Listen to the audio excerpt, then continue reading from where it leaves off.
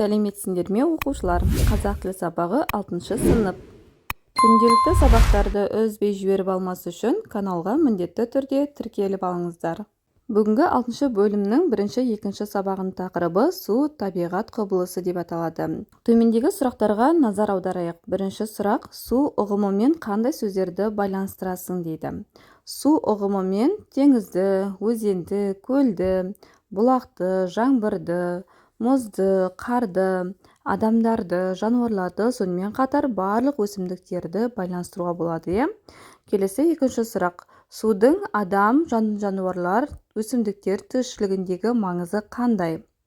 Сусыз адамдар да, жануарлар да, өсімдіктер де өмір сүре алмайды. Су тіршілік көзі. Кез келген жаны бар тіршілік өмір сүру үшін күнде су ішуі керек. Сондықтан да бұл судың адам, жануарлар, өсімдіктер тіршілігіндегі маңызы өте зор болып саналады. Келесі үшінші сұрақ: өз ойыңды бірнеше тірек сөздермен жинақта дейді. Бізде су деген ұғым берілген, осыған бірнеше тірек сөздер жазуымыз қажет. Оған балықтарды жазуға болады, себебі балықтар сусыз өмір сүре алмайды. Олар құрлықта өмір сүруге жаратылмаған, сондықтан олар суда өмір сүреді. Келесі су дегенде өзен, теңіз, жаңбыр, тіршілік көзі, су ішу, жуыну үшін де бізге су қажет. Сондықтан да осы сөздерді тірек сөздер ретінде қолданылды. Келесі бірінші тапсырмада мәтін берілген, яғни мәтінді тыңдауымыз қажет. Аудио тыңдалымды тыңдап болғаннан кейін екінші тапсырмаға назар аударамыз. Өз пікіріңмен бөліс. Судың су бу, су бұлт, су жаңбыр, су қар, су мұз қалпына енуінің себебін және осы қалыптағы олардың тіршілік үшін маңызын түсіндір. Ең алдымен судың буға айналуы, бұлтқа айналуы, жаңбырға, қарға, мұзға айналу себебін мынада диаграмма арқылы түсіндіреміз. Судың температурасы жылы болса, буға айналады. Бу жиналып бұлтқа айналады. Бұлттан сосын жаңбыр жауады. Ал егер судың температурасы суық болса, бұлттан қар, немесе температура суық болса, су мұзға айналады. Мінекей осындай диаграммадағы көрсетілген себептер арқылы түсіндіруге болады. Енді осы судың және басқа да берілген сөздердің тіршілік үшін маңызын түсіндіруіміз қажет. Бұл бұлттың пайда болуы үшін маңызды. Бұлт жаңбырдың жауы үшін керек. Ал жаңбыр өсімдіктің өсіп, өзен-көлдердің суы таусылып қалмау үшін керек. Қар жердің бетін суықтан қорғау үшін, ал мұз судың астында жылы температура сақталу үшін маңызы зор. Яғни қыстың күні теңіздердің, өзендердің бетінде мұз жатады. Бұл мұздың қату себебі судың астындағы тіршілік иелеріне жылы температураның сақталу үшін маңызы зор екендігі айтылып тұр. Келесі үшінші тапсырмада суреттер берілген. Суреттерге мұқият қара, не байқадың дейді. Бірінші суретте бұлт мен, сен, ол деген сөздер жазылып тұр. Онда бір ғана тамшылар ғана тамып тұр. Және өзеннің бойымен ғана кетіп бара жатыр. Ал екінші суретте бұлттан біз, сіз, олар деген жазу тұр. Яғни көпше түрдегі барлық адамдар туралы айтылып тұр. Онда жаңбырлар көп деп жауып тұр. Және ондағы судың көлемі бірінші суреттегі судың көлеміне қарағанда көбірек. Яғни мынадай тұжырым жасауға болады. Бірінші сурет бойынша: мен, сен, ол жалғыз адам. Ол бір тамшы сияқты және одан тек кішкентай өзен ғана пайда болады. Екінші сурет бойынша: біз, сіз, олар бірнеше адамдар. Олар нағыз жаңбыр тамшысындай көп және одан үлкен көл пайда болады. Келесі тілдік бағдар. Тақырыбы есімдік. Зат есім, сын есім, сан есім сөздерінің орнына жүретін сөздерді есімдік деп атайды. Есімдік қай сөз табының орнына қолданылып тұрса, сол сөз табының сұрағына жауап береді. Мысалы, мен жазбаймын өлеңді ермек үшін. Авторы Абай Құнанбаев. Кім жазбайды? Мен жазбаймын. Бұл зат есім. Бұл ұрыста біз жеңеміз. Авторы Әбіш Кекілбаев. Қай ұрыста? Бұл ұрыста, яғни бұл сын есімге жауап береді. Келесі мысал: хакім біраз ойланып отырды. Авторы Ерғалиев. Қанша ойланып отырды? Біраз ойланып отырды. Бұл сан есімге жауап береді. Яғни есімдік қай сөз табында жүрсе, сол сөз табының сұрағына жауап береді. Есім сөздердің орнына қолданылатын есімдіктердің мағыналары бірдей болмайды. Есімдіктер мағыналық ерекшеліктеріне қарай 7 топқа бөлінеді. Біріншісі жіктеу есімдігі, екінші сілтеу есімдігі, үшінші сұрау есімдігі, төртінші өздік есімдігі, бесінші белгісіздік есімдігі, алтыншы болымсыздық есімдігі, жетінші жалпылау есімдігі. Есімдіктер құрамына қарай дара және күрделі болып бөлінеді. Дара есімдік бір сөзден жасалады. Мысалы, сен, ол, сол, не, барлық, тағы басқа.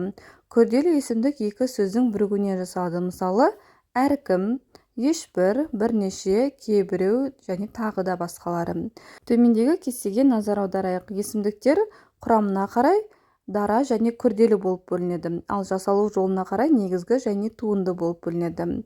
Дара есімдіктер бір сөзден жасалады. Мысалыға оған сен, ол, не, сол деген сөздер жатады. Ал күрделі есімдікке екі сөздің бірігу арқылы жасалған есімдіктер жатады. Оған ешбір, бірнеше, кейбір және тағы да басқа сөздер жатады. Енді жасалу жолына қарай екі түрге бөлінеді дедік, есімдікті. Негізгі есімдіктерге ол, сіз, бұл, қай деген және бұдан да басқа есімдіктер жатады. Ал туынды есімдіктерге әлде қалай, әркім, ешқандай, бұдан да басқа тағы да есімдіктер жатады. Есімдіктер жеті түрге бөлінетінін жаңа айтып өттік. Оның бірінші түрі жіктеу есімдігі. Белгілі бір заттық ұғыммен байланысты қолданылатын есімдіктің түрі жіктеу есімдігі деп аталады. Жіктеу есімдігі үш жақта қолданылады. Сөйлеуші адамды білдіретін сөз бірінші жақ болады. Оған мен, біз, біздер деген сөздер жатады. Тыңдаушы адамды білдіретін сөз екінші жақ болады. Оған сен, сендер, сіз, сіздер деген сөздер жатады. Бөгде адамдарды не бөгде бір затты білдіретін сөз үшінші жақ болады. Оған ол, олар деген сөздер жатады. Жіктеу есімдігі жекеше түрде де, көпше түрде де қолданылады. Мысалы, жекеше түрде бірінші жақта мен деп айтсақ, көпше түрде біз, біздер деп айтамыз.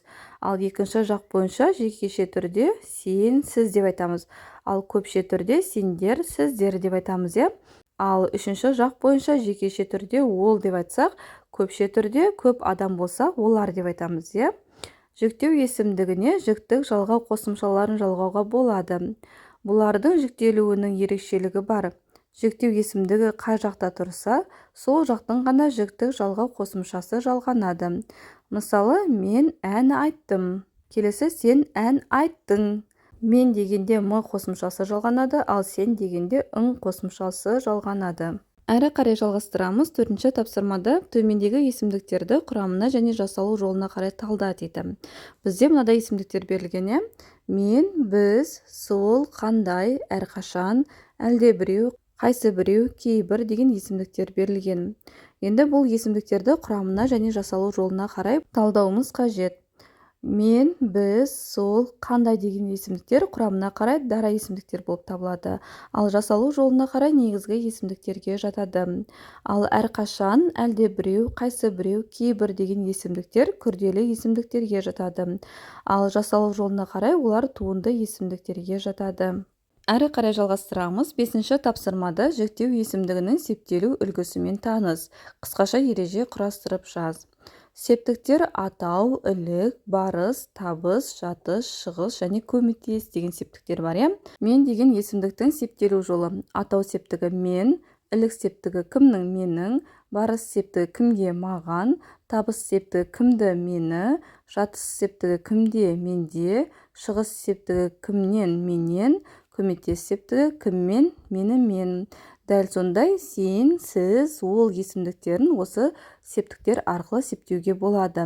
Мен, сен, сіз, ол есімдіктері септелу кезінде н, л дыбыстары түсіп қалады. Яғни бұл атау септігінен басқа септіктерге қатысты. Ілік септігі кезінде мен деген сөздегі н дыбысы түсіп қалып, оның орнына ның қосымшасы жалғанады. Ал барыс септігінде маған деп өзгереді. Табыс септігінде мен дегенде н дыбысы түсіп қалып, н қосымшасы жалғанады. Дәл сондай осылай өзгеріп түрленіп отырады. Енді ережені құрастыратын болсақ, бірінші, атау септігінен басқа барлық септіктің өзіне тән жалғауы болады. Екінші, септеген кезде н, л дыбысы ілік, табыс, жатыс, шығыс, көмектес септіктерінде түсіп қалады. Үшінші ереже, септеген кезде барыс септігінде ған қосымшасы пайда болады. Мінекей осындай қысқаша ереже құрастыруға болады. Әрі қарай жалғастырамыз. 6-шы тапсырма. Диаграмманы пайдалана отырып мәтінді оқы. Су адамзат баласының өмірі мен экожүйені сақтаудағы негізгі табиғи компонент. Су қоры тапшы өңірлердің экономикасы құлдырайтыны белгілі. Ал еліміздің жалпы су ресурстарына, Қазақстанның әлеуметтік-экономикалық дамуына қолданыстағы су қорлары ықпал етеді. Қазақстан қазіргі кезде су қорының тапшылығы аса байқала қоймаған елдер қатарына жатады. Әйтсе де Арал, Сырдария және Нұра Сарысу су шаруашылық алаптарындағы жағдай басқаша. Еліміздің қалпына қайта келетін су қоры жылына орташа есеппен 100,5 текше километрді құрайды.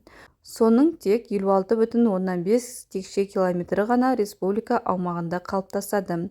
Қалған 44 текше километрі шекаралас мемлекеттерден келетін су қоры. Мысалы, Қытай Халық Республикасынан 18,9 текше километр, Өзбекстан Республикасынан 14,6 текше километр, Қырғыз Республикасынан 3 текше километр, Ресей Федерациясынан 7,5 текше километр келеді. Сондықтан Қазақстан көрші елдердің трансшекаралық өзендерінен келетін ағын суға өте тәуелді. Табиғатты қорғау мақсатында өзендер мен көлдердің экологиялық ағынды экожүйелерін қорғау үшін жалпы 100,5 текше километр су қоры қалыптасу қажет болса, бізге әр жыл сайын 38,6 текше километр қажет.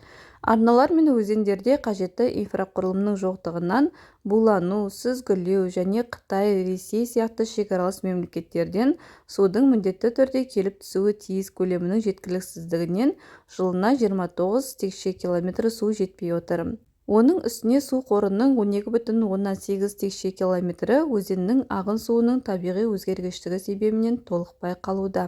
Сонымен Қазақстан Республикасында қазіргі уақытта су қорының қолжетімді, тұрақты және сенімді көлемі жылына 23,2 текше километр құрайды.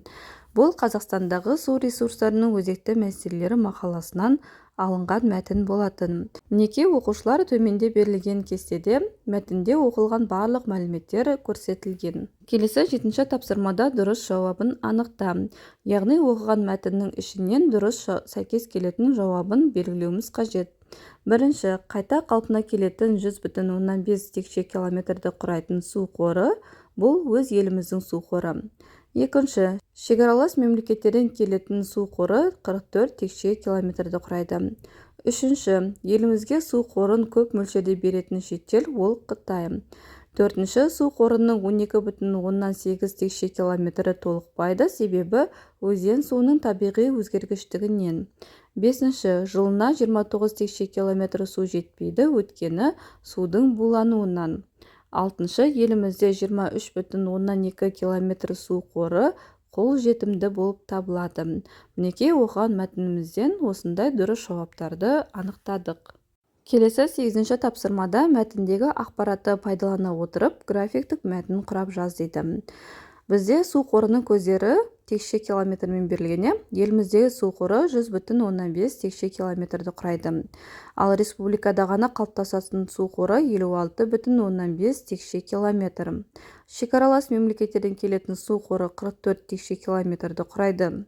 Қытайдан келетін су қоры 18,9 текше километр, яғни басым бөлігін осы Қытайдан келеді су қоры.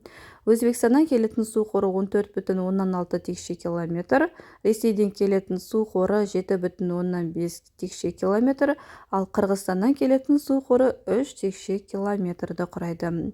Ал тапшы су қорлары, бұл еліміздегі жалпы су қоры 100,5 текше километрді құраса, еліміздегі экожүйені қорғауға жетіспейтін су қоры 38,6 текше метрді құрайды.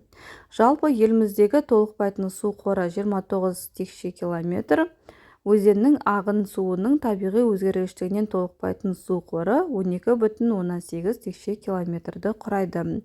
Мінекей мәтіндегі алынған барлық мәліметтерді осы графиктік мәтін арқылы толықтырып шықтық.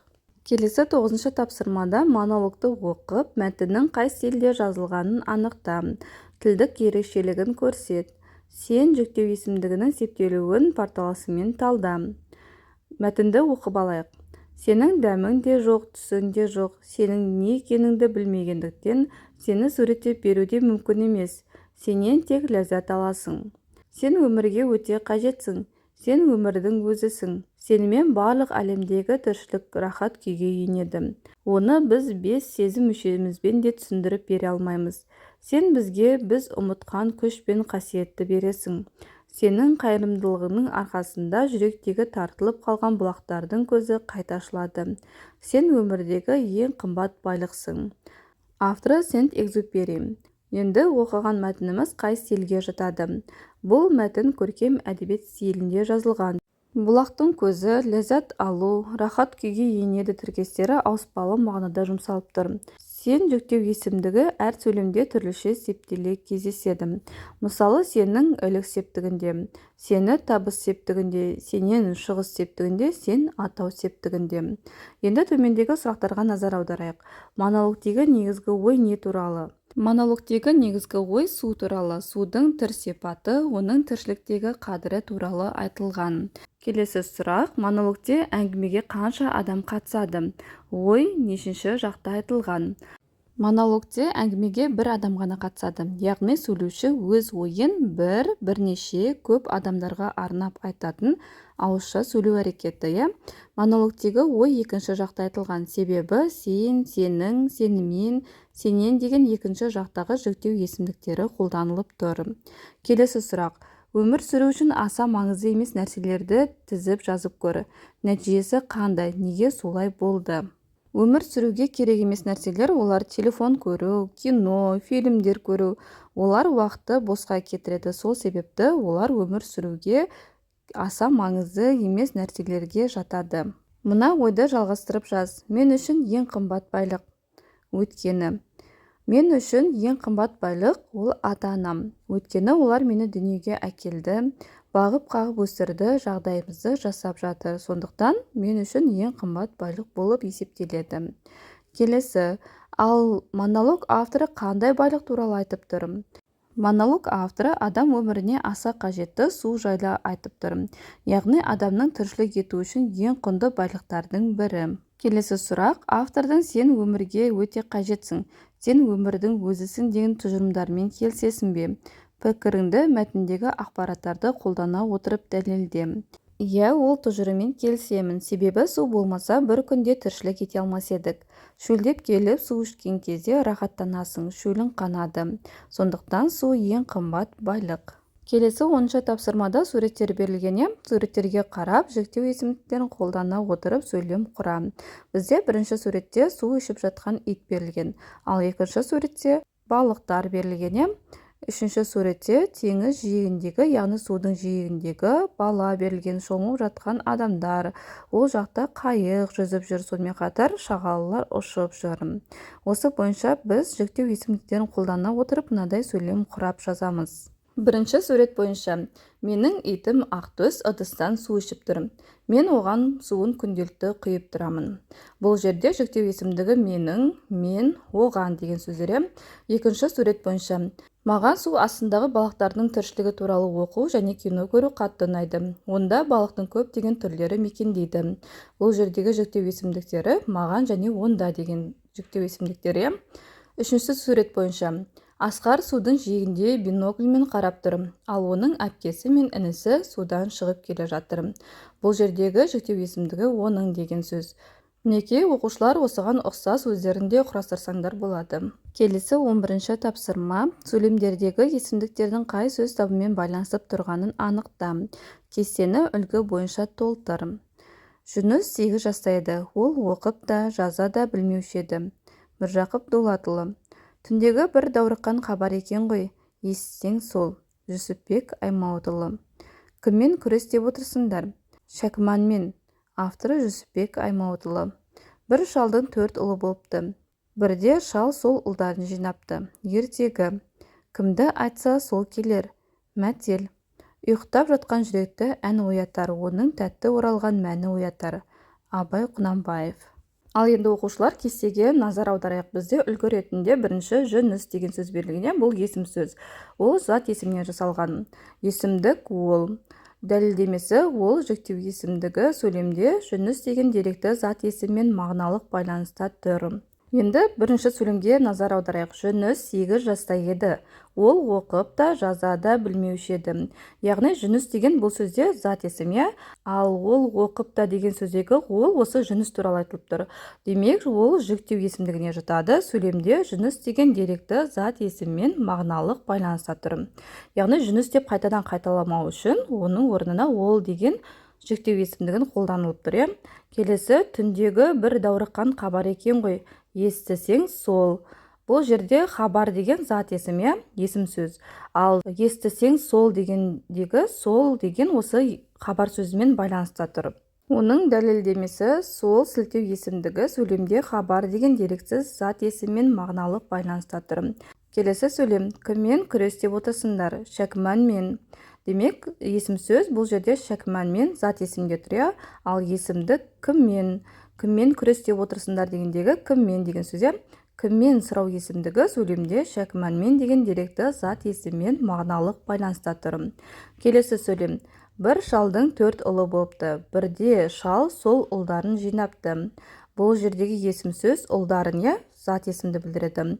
Ал шал сол ұлдарын дегендегі сол деген есімдік. Сол сілтеу есімдігі сөйлемде ұлдарын деген деректі зат есіммен мағыналық байланыста тұр. Келесі сөйлем. Кімді айтса сол келер. Мәтел. Кімді деген есімдік, сол келер дегендегі сол есімдік. Сол сілтеу есімдігі сөйлемде кімді деген сұрау есімдігімен мағыналық байланыста тұр. Енді ең соңғы сөйлем. Ұйықтап жатқан жүректі ән оятар, оның тәтті оралған мәні оятар. Бұл жердегі есім сөз ән, бұл зат есімнен жасалып тұр, ал есімдік оның тәтті оралған мәні оятар. Яғни оның деген есімдік, оның жіктеу есімдігі сөйлемде ән дерексіз зат есіммен мағыналық байланыста тұр. Мінекей оқушылар сөйлемдердегі есімдіктердің қай сөз табымен байланысып тұрғанын анықтадық. Яғни үлгіге сәйкес барлығын дәлелдеп шықтық. Келесі 12-ші тапсырмада өз ойыңды қорытындыла дейді. Бізде кесте берілген, бұрыннан білемін, менің ойлағаныма қайшы керағар, мен үшін жаңа ақпарат, келісе алмаймын, білгім келеді. Осы бойынша біз өз ойымызды қорытындылап жазуымыз қажет. Бұрыннан білемін дейінде, бұл сабақ маған өте пайдалы болды. Су тіршілік көзі екенін бұрыннан білемін. Ал екінші ой бойынша, менің ойлағаныма қайшы керағар. Ал Қазақстанда су қоры тапшы екені менің ойыма қайшы болды. Мен үшін жаңа ақпарат болған, ол біздің еліміз Қытай, Ресей, Өзбекстаннан су алатынымыз мен үшін жаңа ақпарат болды. Келесі, келесе алмаймын, білгім келеді. Жіктеу есімдігімен таныстым және алдағы уақытта оны сөйлемде қолдану жайлы бұдан да көп ақпараттар білгім келеді. Оқушылар, бүгінгі осымен сабағымыз аяқталды. Егер де сабақ ұнаған болса, каналға міндетті түрде тіркеліп, лайк басуды ұмытпаңдар.